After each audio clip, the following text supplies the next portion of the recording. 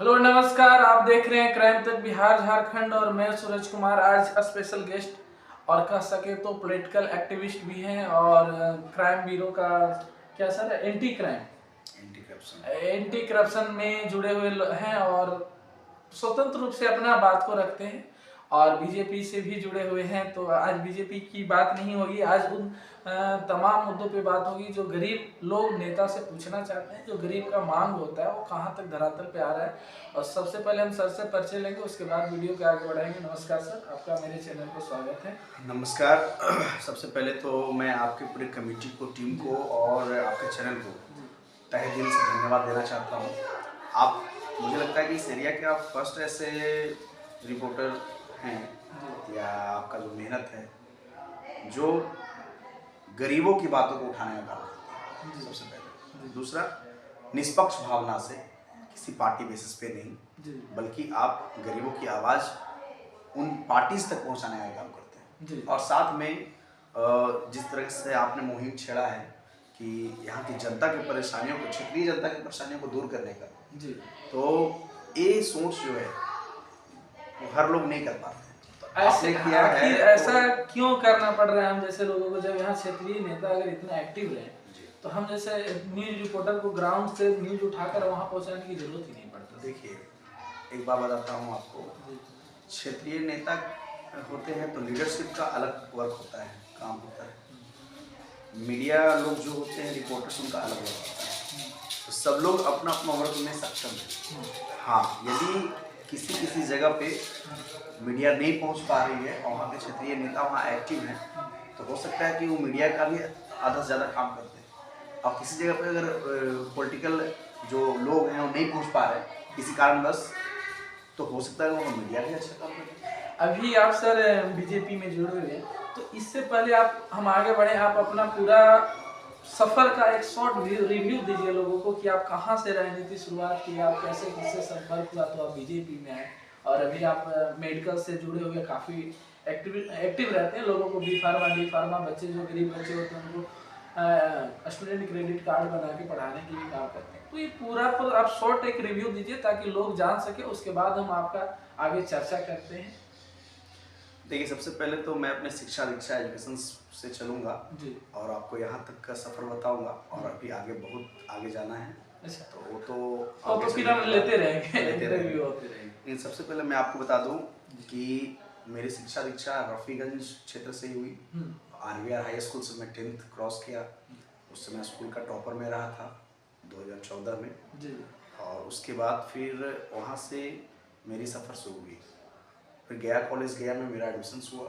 मैंने science stream, math stream से intermediate में अच्छे मार्क्स से पास आउट हुआ और उसके बाद फिर मैंने IT किया, इंफॉर्मेशन टेक्नोलॉजी से मेरा BTech हुआ। और जब मैं इंफॉर्मेशन टेक्नोलॉजी से किया तो मुझे कंप्यूटर्स में खास करके मेरा रुचि बढ़ गया और उसके बाद मैंने कंपनी भी ज्वाइन किया। कंपनी ज्वाइन करने के बाद मुझे लगा कि मैं जॉब तो कर सकता हूँ लेकिन जॉब करके सेवा नहीं कर सकता हूँ। अच्छा, सेवा भाव? हाँ, भावना। जब मैं IT में जब क्लास कर रहा था तो 3rd ईयर में ये भावना, 2nd ईयर में ये भावना आई थी और मैं उस समय UPSC, उसी भावना को लेकर के मैंने UPSC का प्रिपरेशन भी किया था। मैंने 2 साल UPSC का प्रिपरेशन किया था। मैं अपना क्लास बंक करके UPSC का क्लास करने जा रहा था। हाँ, और यहाँ तक कि HOD 1-2 बार मुझे पकड़ भी लिए थे कि भाई आपने बंक क्यों किया क्लास। वो सोचते थे कि सिनेमा देखने गया होगा या ऐसा कुछ। बड़े शहरों में ऐसा अक्सर होता है, इंजीनियरिंग के स्टूडेंट खास करके अपने क्लास को बंक करके एंजॉय करते हैं। लेकिन मेरे मन में ही था कि नहीं, मुझे कुछ करना है। तो मैंने UPSC का क्लास उस समय किया। तो क्लास करने से बहुत सारी चीज़ें मेरे नॉलेज में आई और एक इथिक्स सब्जेक्ट होता है UPSC जो इंसान के अंदर नैतिकता की भावना को दर्शाता है। तो उससे काफ़ी मैं प्रभावित हुआ और समाज के बारे में चिंतन, समाज की दुर्दशा के बारे में समझना, ये सब शुरू से मतलब उसी समय पढ़ने के बाद हमारे अंदर जागरूक हुआ और मैंने इंजीनियरिंग कंप्लीट करने के बाद फिर मैंने जैसे ही कंपनी ज्वाइन किया, कंपनी में मुझे लगा कि ऐसा नहीं है, ठीक नहीं है, मुझे सेवा भावना में जाना चाहिए।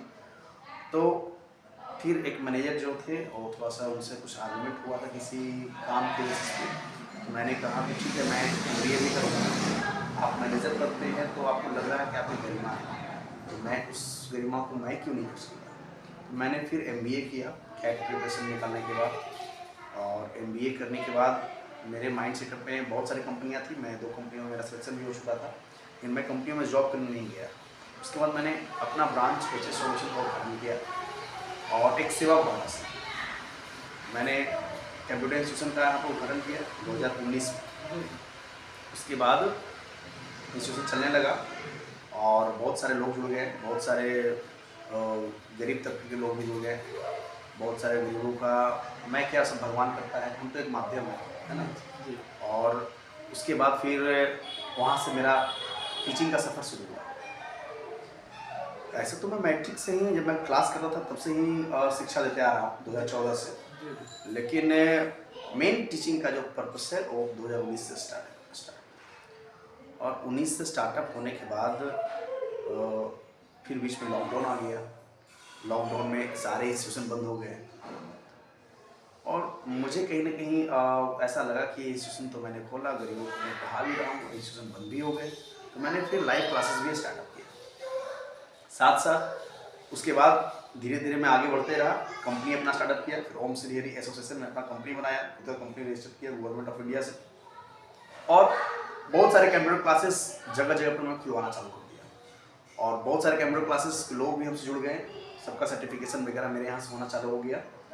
और उसके बाद फिर मैंने एक दोस्त है सासाराम के, उनके साथ मिलकर के मेडिकल्स में प्लानिंग किया, क्योंकि एज ए डॉक्टर मेरे पिताजी मेडिकल्स में डॉक्टर रह चुके हैं, तो मैंने सोचा कि नहीं, अब बच्चों को कुछ मेडिकल्स का भी नॉलेज देना होगा।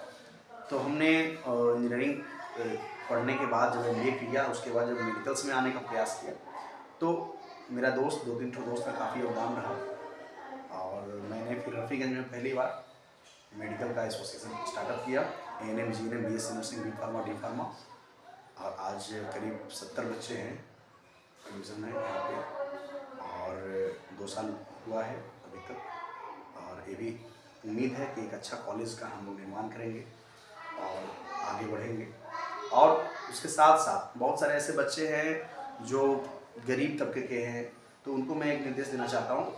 मैंने आज दो स्कूल भी अपना स्टार्टअप कर लिया, एक स्कूल भी फिर स्टार्टअप करवाने वाला हूँ। तो नर्सरी से लेकर जो बच्चे एकदम गरीब तबके के हैं, उनको नर्सरी से लेकर के जहाँ तक पढ़ाई कर सके, नर्सिंग करना चाहेंगे तो नर्सिंग करें। अब हमारी एसोसिएशन इंजीनियरिंग के लिए भी गवर्नमेंट से फंड करके इंजीनियरिंग करवाई बच्चों को, तो वो भी कर सकते हैं। इंजीनियरिंग हो या नर्सिंग हो या कोई भी सेक्टर में जाना चाहें, उनके लिए मैं एजुकेशंस का कोई भी मैटर्स हो, बच्चे निस्संदेह मेरे पास हैं। और जो गरीब तबके के बच्चे हैं जिनको दिक्कत है, परेशानी है पढ़ने में, जहाँ तक हो सकता है मैं मदद करूँगा। और स्कूलिंग शिक्षा से लेकर कॉलेज तक मैं उनको सर। जिसके बाद एक मिनट, जब आपने पूछा मुझसे कि राजनीतिक में कैसे भावना आपका है, जी। मैं ये कहना भूल गया इस दौरान। जब मैं अपना इंस्टीट्यूशन स्टार्टअप कर लिया, तब मैं BJP में ज्वाइन हुआ। BJP में मैं अपनी इच्छा से ज्वाइन हुआ, क्योंकि मुझे सेवा करने का भावना था। तो मुझे ऐसा लगा कि सेवा करने का एक प्लेटफॉर्म होना चाहिए। बीजेपी मैं बता रहा हूँ, प्लेटफॉर्म होना चाहिए, प्लेटफॉर्म की एक भावना होनी चाहिए, एक सिद्धांत होना चाहिए। तो हमारे मन का जो सिद्धांत था वो एक ही पार्टी, BJP के पार्टी के सिद्धांत से मैच है बहुत सारी चीज़ें, और देश की सबसे बड़ी पार्टी थी। तो मुझे लगा कि एक ऐसी प्लेटफॉर्म पे हो करके मैं पूरे देश को, पूरे देश में, अभी तो मैं अपने क्षेत्र में कर रहा हूँ, टारगेट तो पूरा देश का है, धीरे धीरे सभी जगह पे मैं अपने सेवा को प्रदर्शन कर सकता हूँ। और अगर कुछ लोग जुड़ते जाएँ, लोग अच्छे रूप से भी काम भी कर सकते हैं। तो वहाँ से एक मेरा सफर स्टार्टिंग हुआ। तो मैं BJP में उस समय ही ज्वाइन हुआ था, और करीब 2018, 17 या 18। सर एक नॉर्मल सी क्वेश्चन है कि हमारा देश गरीब प्रधान देश है या अमीर प्रधान देश है? देखिए, हमारा देश तो एक्चुअली गरीब प्रधान देश में आता है कि ये विकसित अभी तक नहीं हुआ है। हम लोगों ने, जब हम लोग पढ़ते थे हिस्ट्री में, आज के करीब 10 साल पहले, 12 साल पहले, 15 साल पहले, तो लिखा हुआ होता कि भारत एक विकासशील देश है। और आज भी उसी चीज़ को देखने में आता है। आज भी हम हिस्ट्री का जब बुक्स पढ़ते हैं तो उसमें देखते हैं भारत एक विकासशील देश है, अभी तक विकसित नहीं हो पाया है। तो जो विकासशील है वो यह प्रदर्शित, वो दिखाने का यह प्रयास करता है कि अभी तक हमारा देश अमीरी देश नहीं है, अभी गरीबी देश नहीं है। यहाँ गरीबी ही अभी हर जगह फैला हुआ है। तो हमारा देश जब गरीब प्रधान देश है और यहाँ पे गरीबी 60 से 70% है जी। उसके बाद भी जब यहाँ कोई भी सरकार कार्य करती है तो जाति बेसिस पे क्यों करती है, गरीबी बेसिस पे क्यों नहीं? देखिए, एक बात बताते हैं आपको कि हमारा देश जो है अन्य देशों से बिल्कुल अलग है, क्योंकि यहाँ पे सांस्कृतिक के नाम से हमारा भारत माना जाता है सभी देशों में। तो यहाँ पे सांस्कृतिक का मतलब होता है इंसान का रहन सहन, वेशभूषा और धर्म, जातिवाद, सारा चीज संस्कृति में आता है। तो हमारे देश में अक्सर लोग सांस्कृतिक को लेकर चल रहे हैं और कुछ लोगों के मन में जाति भावना आज भी नहीं गई, वो चीज़ आज भी उनके मन में भरा हुआ है। जबकि आज साइंस टेक्नोलॉजी आने के बाद लोगों को ये सोचना चाहिए कि समय समय पर, वक्त पर नियम में भी बदलाव होती है। तो जैसे संविधान में बदलाव हमेशा होती है वक्त पर, वैसे ही जातिवादता की भावना को हटा करके और एक मानवता की भावना को अपनाने का एक होना चाहिए लोगों में। लेकिन हमारे देश में ही ये शुरू से आया है, जातिवादता भावना शुरू से ही ऊंचे तबके के लोग नीचे तबके को सताते आए थे और अब तो लोगों में जागरूकता आ गई, तब तो इक्वल हो चुके हैं। लेकिन पहले से ही भावना था, तो ऐसा लगता था जातिवादता से लोगों कि मैं इस जाति का हूँ जिस कारण मुझे एक काम करना होगा, जिस कारण मुझे मजबूरन में एक काम करने के लिए कर देते। तो ये जातिवादता भावना कुछ लोगों के मन से गई है, लेकिन बहुत सारे लोगों के मन में आज भी है।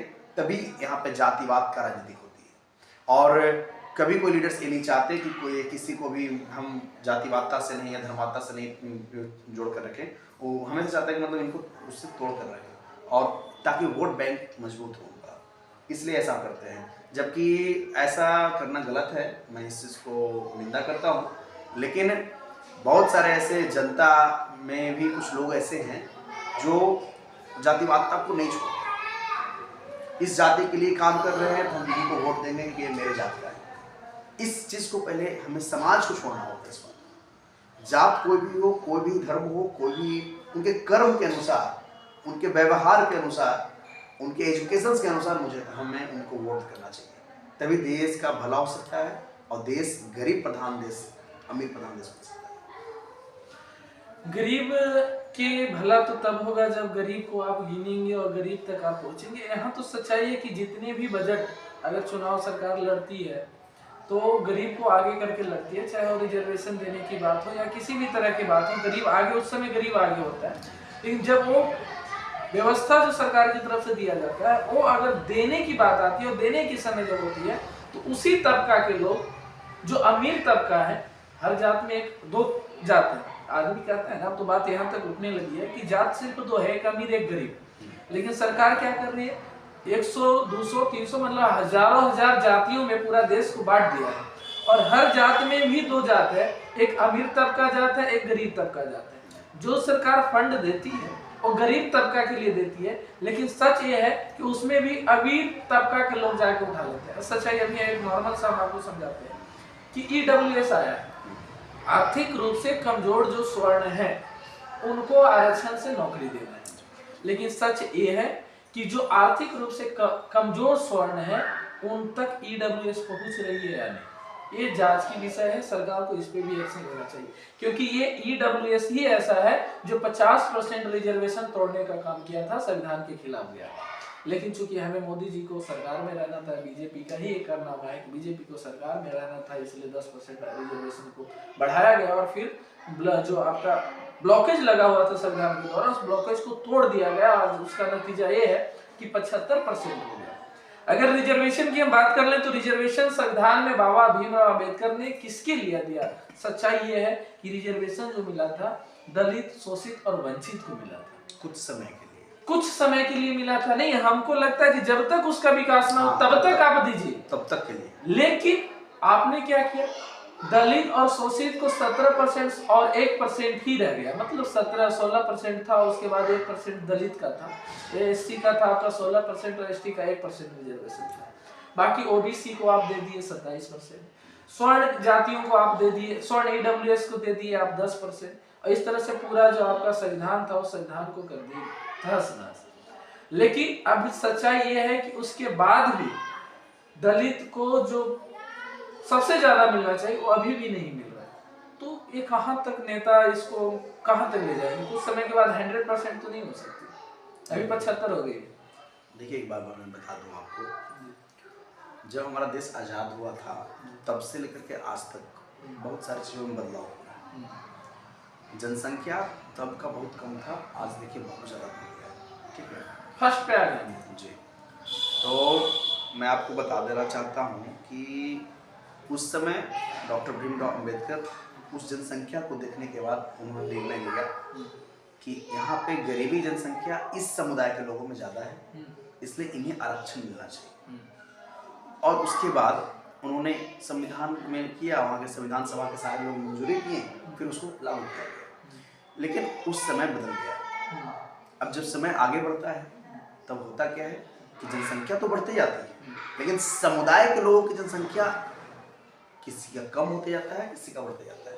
ओबीसी बढ़ रहे होंगे, एससी एसटी कम रहे होंगे, या जनरल कम रहे होंगे। आज भी आप आंकड़ा लगा सकते हैं, तो आप देखिएगा पूरी इंडिया की जनसंख्या आप अगर तुलना करें तो ओबीसी की जनसंख्या अधिकतम है, उसके बाद ही जनरल का या एससी का या एसटी तो का। ये राजनीति की बात नहीं, मैं सच्चाई बात बता रहा हूँ, राजनीति की बात नहीं। अब जाहिर सी बात है, जिसकी जनसंख्या ज्यादा होगी उसमें गरीब लोग भी ज्यादा होंगे। तो वास्तविक में जब जिनकी जनसंख्या ज्यादा होगी, जहाँ पे गरीबी ज्यादा है, वहाँ पे उनको ज्यादा आरक्षण मिलना चाहिए मेरे अनुसार। बाकी लोग को क्या सोचते हैं मैं नहीं बोल रहा हूँ, क्योंकि गरीब को ही आरक्षण दे रहे हैं, ना कि किसी जात को आरक्षण दे रहे हैं। जात के दे रहे हैं, मैं बता रहा हूँ। गरीब के देते तो फिर मैटर ही खत्म, अब तक गरीबी खत्म हो गई। मैं क्या बता रहा हूँ, ये चीज शुरू में ही देखा गया कि इस जाति में ज्यादा गरीबी है, इसलिए जात को आरक्षण दिया गया, ठीक है। यदि देखा जाता कि नहीं स्वर्णों में ज्यादा थी है गरीबी है, तो उस समय स्वर्णों को आरक्षण दिया जाता। लेकिन देखा गया कि नहीं, इस तबके के लोगों को पढ़ने नहीं दिया जाता, इस तबके के लोग को आगे बढ़ने से रोका जाता है, या इस तबके के लोग ज्यादा नीचे हैं, ज्यादा गरीबी हैं, इसलिए उन्हें दिया गया। उस समय की बात मैं बता रहा हूँ। लेकिन आज का समय बिल्कुल चेंज हो गया है। आज के समय में क्या है, मैं क्या बताऊँ, कैटेगरी चेंज हो गया है। गरीबी तो है, गरीबी तो आज बहुत कुछ कमा भी है, बहुत लोग गरीब से मध्यम वर्ग में गए हैं, कुछ लोग मध्यम वर्ग के लोग अमीर मतलब उच्चतम वर्ग में चले गए हैं। लेकिन बहुत सारे ऐसे कैटेगरी थे जो बेचारे चेंज हो गए। ऐसे जनरल में भी बहुत सारे ऐसे लोग हैं जो गरीब हैं, जो कि पहले नहीं थे। तो ईडब्ल्यूएस मिला, मैं बता रहा हूँ। और ओबीसी का जो संख्या पहले कम था, अब बहुत ज़्यादा हो गया। तो इसके कारण हाँ, अब बात रह गई कि आखिर मतलब बीजेपी इससे हद तक कैसे क्या की है। फिर इनके आने के बाद इन्होंने आरक्षण जो दिया ओबीसी को या किसी प्रकार, देखिए जातिवादता तो सब जगह है। बिहार की बात मैं स्पेशली करूँ तो यहाँ पे तो कुछ ज़्यादा ही है, लेकिन बाकी के स्टेट्स में भी पूरे इंडिया में है। और पहले जितना ज़्यादा करप्शन हुआ था, पहले जितना ज़्यादा मतलब देखा गया कि गरीबों तक सामान नहीं पहुँच पाता था, मध्यस्थ लोग खा जाते थे, बीच में जो ऑफिसर्स वगैरह हैं वो लोग सब लूटपाट कर लेते थे, करप्शन फैलाए हुए थे। आज देखिए आप कि कहीं ना कहीं कुछ ना कुछ सही हो रहा है। अगर 10 गरीब को पहले नहीं मिल पाता था, तो आज 10 गरीब में 3 गरीब को जरूर मिल रहा है, 7 ही गरीब वंचित रह पा रहे हैं। और इसे भी पूरा करने का प्रयास किया जा रहा है। डिजिटलाइजेशन जो होता है वो करने का प्रयास का, उसका मेन मकसद था गरीबों तक डायरेक्ट किसी भी सुविधा को पहुँचाया जाए। जैसे आपने किसान योजना के तहत देखी, बीच में कोई मध्यस्थ नहीं, डायरेक्ट गरीबों के अकाउंट में पैसे जाना, वो किसानों के अकाउंट में जा रहा है, वही गरीबों के। खेती गरीब कर रहा है, देखिए बनिहारी गरीब कर रहा है जी, पैसा जा रहा है किसान के। देखिए तो वही एक्चुअली चीज हो गई। मैं बता रहा हूँ, एक्चुअली जो कृषि के तहत जितने भी किसान आते हैं या जो मजदूर होते हैं, ठीक है, तो वो मजदूरों को कृषि करने के लिए दिया जा रहा है। अब कृषि करवाने में जो, जैसे मान लीजिए कृषि करने के लिए आपको मिला, आप किसान, आपके अंदर 10 मजदूर काम कर रहे हैं, तो आप तो 10 मजदूरों को मजदूरी दीजिएगा ना। तो मजदूरी अगर आपके पास रहेगा ही नहीं, तो उन लोग को 10 लोग को रोजगार कहाँ से मिलेगा? तो उनसे उनका भी भला हो रहा है, ठीक है। तो वहां तक पहुंच रहा है डायरेक्टली। बीच में मध्यस्थ लोग पहले खाया करते हैं। अब कुछ अलग चीजों में भी बात करें, स्वास्थ्य के तहत आप देख लीजिए, गरीबों को आप देखे होंगे अभी स्वास्थ्य सबसे बड़ा परेशानी है। 5 लाख रुपया तक गवर्नमेंट कुछ कर रही है, पहले नहीं हो रहा था, लेकिन अब देखिए आप कुछ कर रही। हाँ, नहीं कुछ ना कुछ अच्छा हो रहा है। अब भविष्य में क्या होगा इस स्पीड से तो हमारे 10 जनरेशन भी चले जाएंगे, तो शायद रफी में वेंटिलेटर नहीं है। नहीं, एक बार मैं बताता हूँ आपको कि ना कुछ हो रहा था, उसके बाद कुछ होना स्टार्टिंग हुआ और तो हमारा देश विकास कर रहा है, लेकिन इसमें और तेजी चाहिए। मेडिकल का एक क्वेश्चन है सर, कुछ हम भी जब घूमते हैं, ये हमारे पास पेपर देख रहे हैं, ये मात्र कुछ गांव की पेपर है जिसमें इसमें कोई नौकरी की लेटर नहीं है, और ना तो इसमें कोई ऐसे लोग हैं जो नौकरी के लिए अपना आवेदन किए हैं। ये वही लोग हैं जो दवाई सुई के लिए या तो तड़पते हुए जान दे दिए हैं, या तो बचे भी तो जाके दिल्ली एम्स में बचे हैं। तो आखिर जमुना दास हैं, फिर पूनम कुमारी नगाइन है, शेखपुरा में शर्मा है, फिर यह मलाह समाज से आते हैं, फिर कोयरी समाज से आते हैं, फिर पसमान समाज से आते हैं। उसके बाद चले जाइए आप गो में, बेटुला में यादव समाज से आते हैं, रविदास समाज मृत हो गए इलाज के बिना, चंद्रवंशी समाज से आते हैं, मृत हो गए, जीवित हैं, पासवान समाज से आते हैं, ठाकुर जो बनिया होता है, नाई जो होते हैं उस समाज से आते हैं, मर गए इलाज के बिना। ये सारा डाटा है सर, और ये सच है कि जब आप मेडिकल में यहाँ जाते हैं, लोकल मेडिकल, आप कभी मेडिकल में गए हैं सर? यहाँ सरकारी मेडिकल, आप ईमानदारी से सच्चाई से बताइएगा कि 100 रुपया से ज्यादा की अगर आपकी दवा की जरूरत पड़ जाती है तो आपको गवर्नमेंट हॉस्पिटल देती है? देखिए, जिस दवा का प्राइस 100 रुपया, 50 रुपया से भी ज्यादा हम ले लेते हैं, अगर पर पीस 50 रुपया से भी ज्यादा प्राइस होता है, तो वो दवा प्रोवाइड कराती है सरकारी हॉस्पिटल में। देखिए, मैं बताता हूँ आपको, यदि सरकारी हॉस्पिटल में वो दवा ना रहे, नहीं वो दवा नहीं, किसी भी, अभी आप हमारे साथ चले, आप जो दवा उससे पूछ लें वही दवा रहेगी जो 1 रुपया 2 रुपया के।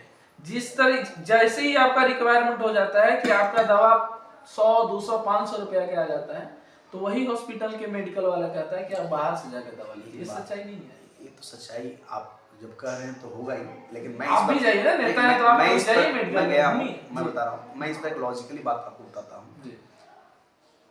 बुखार का दवा 500 रुपये का भी एक आता है और 1 रुपये का भी एक आता है। समझिएगा, मेडिकल टर्मिनोलॉजी है। ऐसे तो गवर्नमेंट का जो मेडिसिन होता है उसका कोई रेट नहीं होता, कोई मूल्य नहीं होता, लेकिन मैं बता रहा हूँ पैरासीटामोल सस्ता में भी आता है और उसकी कीमत काफ़ी महंगा भी है, ठीक है। तो ये मेडिकल टर्मिनोलॉजी है कि कोई कंपनी अपनी दवा को चलाने के लिए और अच्छी गुणवत्ता वाले कर करके और प्रचार प्रसार कर करके मेडिसिन का रेट हाई फाई कर देते हैं। उसमें डॉक्टर्स को सबको जो कमीशन खाने वाले लोग होते हैं सबको मिलता है और वो दवा का रेट 100, 150, 200 हो जाता है। एक्चुअली में उसकी प्राइस तो आप जान ही रहे, 20-25 रुपये काफ़ी हाई अमाउंट की दवा देखा जाए तो हर दवा का जो मैन्युफैक्चरिंग रेट होता है वो 20 से 25% का ही रेट होता है उसका, ठीक है। तो ऐसा नहीं कहा जा सकता कि 100 रुपये से कम दवा है तो लोगों को ठीक नहीं करेगा, 100 रुपये से ज़्यादा दवा होंगे तो वही ठीक करेगा। ये मेडिकल टर्मिनोलॉजी है, सच्चाई बात। अब बात हम करें कि यहाँ पे वो होता नहीं है। देखिए, यही हो सकता है कि गवर्नमेंट के द्वारा जो इनको दिया गया, जो भी आया यहाँ पे, वो अगर आने के बावजूद भी ना बचे या ना उसको लोगों को मिल पाए, और वो आने के बावजूद यदि बिक जाए तो सेल तो होगा ही, 9% होता है। लेकिन यदि मतलब ऐसा किया जाए तब यहाँ पर गलत है।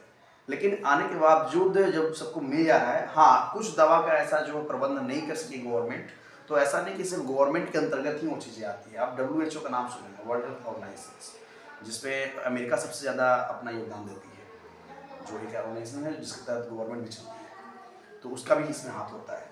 तो वो भी अपना जितना ज़्यादा योगदान देगी गवर्नमेंट को, उतना ही ज़्यादा इसमें अपना सफल योगदान करते हैं। साथ में ऐसा नहीं कि कोई मतलब सेंट्रल गवर्नमेंट भी इस पर ध्यान दे। आप ये मुद्दा आप देखे होंगे कि स्टेट गवर्नमेंट का भी होता है ना। हम किसी भी सरकार तो इसमें सभी लोग को मिलकर के इसका निदान करना होगा। और यहाँ पे देखिए, आपने जिनका नाम बताया है कुछ भी, तो यहाँ पे जागरूकता की कमी का कारण ऐसा हुआ है। आप देख रहे होंगे कि इतना एम्स का उद्घाटन हुआ, इतना ज़्यादा यहाँ पे हॉस्पिटल्स का निर्माण हो रहा है, यहाँ पे इतने सारे डॉक्टर्स का एम्स तो कहिए ही मत सर, आपकी मोदी जी भी एम्स का खूब प्रचार। नहीं देखिए, आप हमारी बात, मैं यहाँ पे पार्टी बेसिस पे बात नहीं कर रहा हूँ, मैं आपको निष्पक्षता से मैं बात कर रहा हूँ, तो मैं ये आपको ये बता दूँ कि आखिर मेडिकल में कहीं ना कहीं कमी तो है, ये तो सब जानता है, हम भी जानते हैं, आप भी जानते हैं। अगर कमी नहीं होता तो देश तो विकसित हो जाता हमारा, वो तो विकास ही नहीं है। लेकिन उसके साथ साथ लोगों के जागरूकता में भी काफ़ी कमी है। अब आप ये बताइए कि 5 लाख तक का जो कार्ड बनाया जा रहा है, ठीक है, जो गरीबों के लिए ही स्पेशल बनाया जा रहा है, उनका जिनका राशन कार्ड में नाम है उनका ही बन रहा है, इसमें कोई अमीर फायदा नहीं उठा रहा है, ना लाभ उठा रहा है, ठीक है। तो जो ये बनाया जा रहा है तो गरीबों के लिए बनाया जा रहा है, लेकिन उनको जागरूकता नहीं है बनाने का। वहाँ के वार्ड किसी पार्टी से हो, किसी पॉलिटिशियन हो, मैंने नहीं बोल रहा हूँ, वो अगर नहीं दे पा रहे उनको नॉलेज, या वहाँ के लोग नहीं दे पा रहे, तो ये जागरूकता की कमी है सर, ना कि किसी गवर्नमेंट की हम कमियाँ निकालें, कुछ हम लोग की भी कमियाँ होती है ना। तो जैसे इस चीज़ को, इस टेक्नोलॉजी को दूर करना होता है, इसके लिए जागरूकता को बढ़ाने का जरूरत है। ठीक है, आपके पास ये रोग है तो उसके लिए 2-3 चीज़ें, अभी के लिए तो बहुत सारे ऐसे एनजीओ हैं जो भी सपोर्ट कर रहे हैं लोगों को। अभी देखिए आँख खराब अगर आपको हुआ तो बहुत सारे ऐसे एनजीओ हैं जो आपको आँख बनाने के लिए तैयार हैं, ऐसा नहीं सिर्फ गवर्नमेंट ही कर रहा है। ये सब कागज पे बहुत चीजें रह जाती है सर। अभी आपने बोला कि एम्स में बहुत सुविधाएं हैं और बीएचयू भी हम गए हैं और एम्स की बात, अपना जो नॉलेज है, जो झेले हैं उसकी बात बता रहे हैं और लोगों के मुंह से जो सुनते हैं। आपका एम्स बहुत बड़ा हॉस्पिटल है और एम्स बहुत बड़ा हॉस्पिटल होने के बाद उसका पति मर गया है और पासवान जाति से वो आती है। जब वो बोली हमको कि एम्स में हम गए भाई पैरवी, डायरेक्ट तो आप वहाँ पे नहीं जाता है, कोई पता नहीं है गरीब को अब कौन पैरवी करेगा कि गरीब एडमिट होगा,